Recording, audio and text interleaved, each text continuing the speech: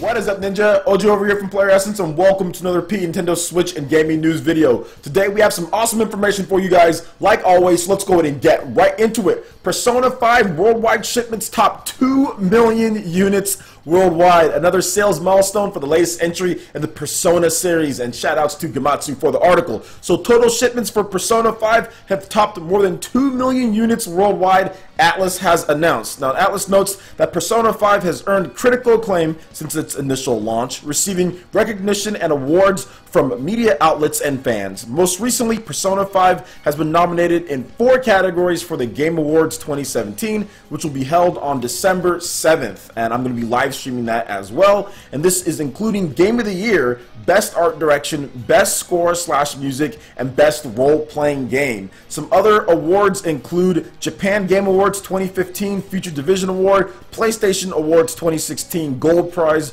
User's Choice Prize winner, VFX Japan Awards 2017 Game Video Division Excellence Award, IGN Japan Games of the Year 2016 #1 title, Dengeki Online Awards 2016 #1 Best Console title, Dengeki PlayStation Awards 2016 #1 Best Title of 2016, Famitsu Awards 2016, CEDEC Awards 2016, Famitsu Overall Games Poll #1, Japan Game Awards 2016 Excellence Award, PlayStation Awards 2017 User's Choice Prize. For some reason, it's like over the course of like 2 to 3 years, Persona 5 is winning all these different awards just because of the staggered launch between Japan and also the US and Western territories. Now, this has been an incredible year for our company. No one represents our ambitions for Japanese games in the West, said Naito Hiroka, president and CEO of Atlus USA. We are in the middle of experiencing tremendous growth both in the West and abroad, and with the sales of Persona 5 representing a new level expectations for fans of the genre. Once seen as niche, Persona 5 is one of the most important titles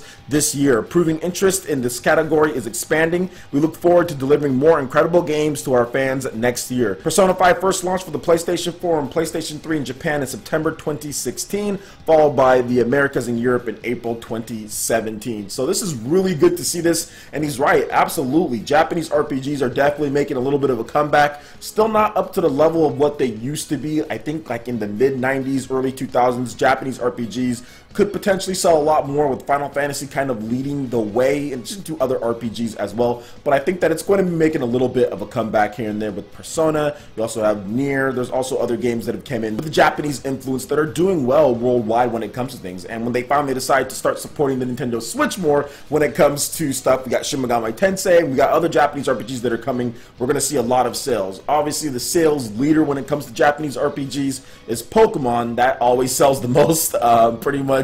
Back then and now at this point, Pokemon's been doing extremely well, but it's good to see Persona 5 do this well as far as 2 million units for this type of game on the system that it's on, as far as PlayStation 4 and the type of games that people usually buy on that system. So it's just good to see Persona 5 do so well. I would definitely double dip if they decided to make a Nintendo Switch version of Persona 5. I have the Take My Heart edition on PlayStation 4, but having this type of game anywhere I want, Persona 5 with Demon Fusion and everything, that would be dope. But I don't know if anything's going to get done. We're going to have to wait and see on that one. But I've already played it, beat it, think it was excellent. And like I said, I don't have a problem giving Atlus my money again if they decided to put it out on the Nintendo Switch. So what do you guys think about Persona 5 sales as far as topping 2 million units worldwide? Let me know in the comment section below. Alright, and moving on to the next article here. Furi is coming to Nintendo Switch in early 2017. We got a brand new announcement for this game, and this is pretty hype, guys. So, boss battles on the go. Furi is coming to Nintendo Switch in early 2018. Developer The Game Bakers announced it will cost $20.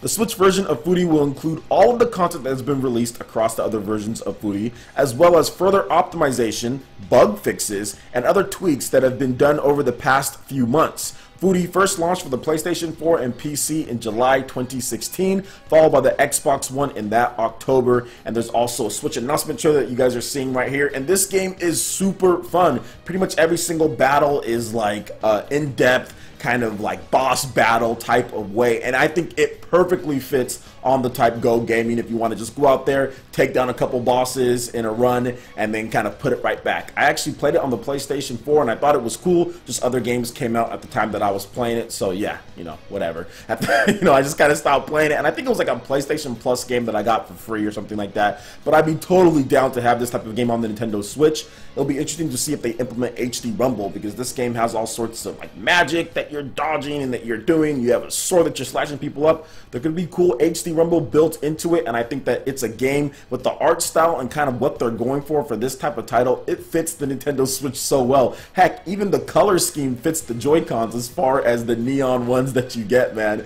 with that package. So I do feel that Furi is going to do well on the Nintendo Switch. It's priced perfectly. $20 is a great price for all the content that you get. There's a lot of hours of gameplay when you talk about replay value, when you talk about going through as far as this game goes. All of the content, they're saying that it's going to be optimized for the Nintendo Switch. And they talked about the game potentially coming to the Switch a while back, saying, hey, you know, we want to bring it out on there. You know, they were kind of like alluding to things, but they never said it was coming. Then all of a sudden, okay, it's coming. So they were working on it while they did that interview and basically making it seem as if they weren't working on it, but they were. Because at the time of the interview, they said, oh, well, we'd like to bring it over, but nothing is announced.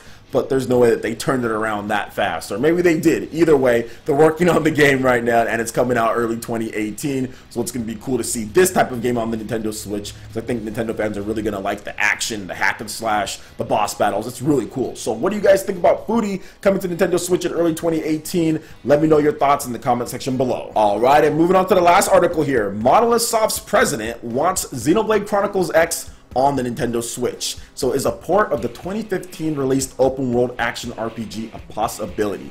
Now with Xenoblade Chronicles 2 releasing pretty much right at this point, by the time you're watching this video, it's out for the Nintendo Switch December 1st.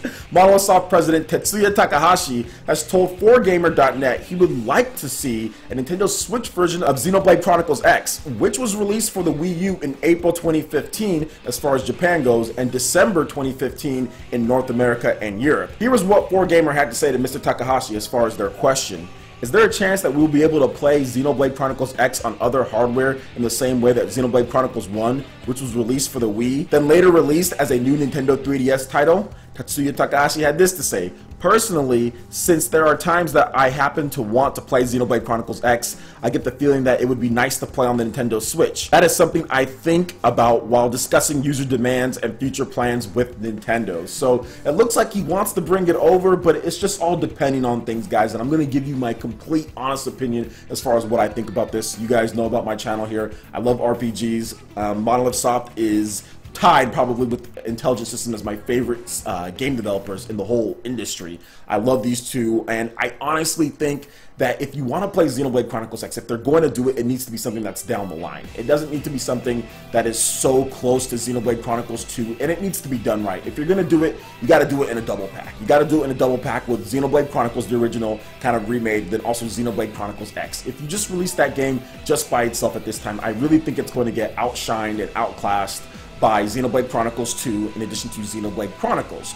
And I do feel that there's a lot of things that the Nintendo Switch can improve upon, but there's a lot of things that they'd have to fix. The text size, the dual gamepad play, that obviously has to be built into one, which it should have been in the first place, but they have to fix that around. There's some other things, obviously music for some, and not the best for some. Maybe you bring in a new soundtrack, some new tracks, composer, things like that. So I do feel that that game, there's a lot of things that they can do to bring it over to Nintendo Switch that would be great, but at the same time, there are so many great RPGs that are coming out in 2018 and maybe even beyond. We don't know when Pokemon's coming. I honestly don't feel like I'm going to be so up to be able to replay everything in that game. Now, it would be cool because it provides a different dynamic because it has online multiplayer. Having that on Nintendo Switch, linking up with people right there to play some Xenoblade Chronicles X, that's really cool. That's like awesome. Heck, the multiplayer could almost be like its own expansion, like the Comrades for Final Fantasy 15. I would be down for like a $20 Xenoblade Chronicles X expansion towards just the multiplayer on Switch. I'd be completely down for that. Actually more down than having to replay the whole thing.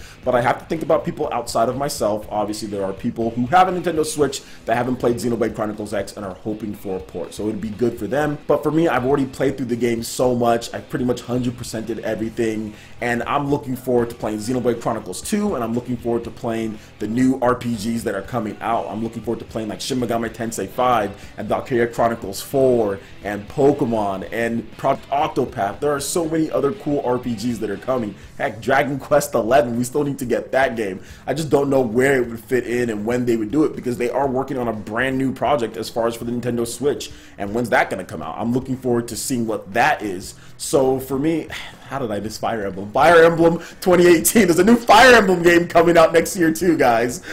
So there's so many RPGs to play. I just don't know where this would fit in anytime in the near future. You know, with what they're doing right now and with all the other RPGs that are coming, that has me busy. Those games will have me busy all throughout 2018 and maybe even into 2019. That is a lot of content to go through. So I'm just looking at it from my perspective, guys. I think it would be cool for those who want to play it. Maybe they're not interested in some of the RPGs that I listed, so they can play that game, but we'll just have to wait and see. But for me, I just wouldn't be sold on it right now and at this point. But a multiplayer expansion, like for like 20 bucks or something like that, completely down for that. But as far as just the single player game vanilla, how it is, I don't think I'd have the time to go through it again. So what do you guys think about Monolithsoft's Xenoblade Chronicles X potentially coming to Nintendo Switch? Would you want that? Let me know in the comment section below. Alright, Ninja, that wraps it up for this video here. Go ahead and check out the links in the description below. We've got Facebook, we've got Twitter. Go ahead and give us a like and a follow on our social media. It really helps us spread the content of Player Essence across the interwebs in addition to YouTube. Also, make sure you check out our Patreon and YouTube live gaming page and consider supporting Player Essence.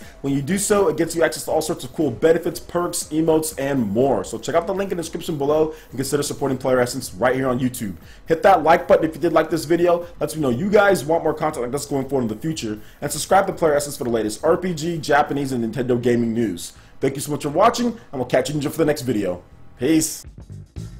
1, 2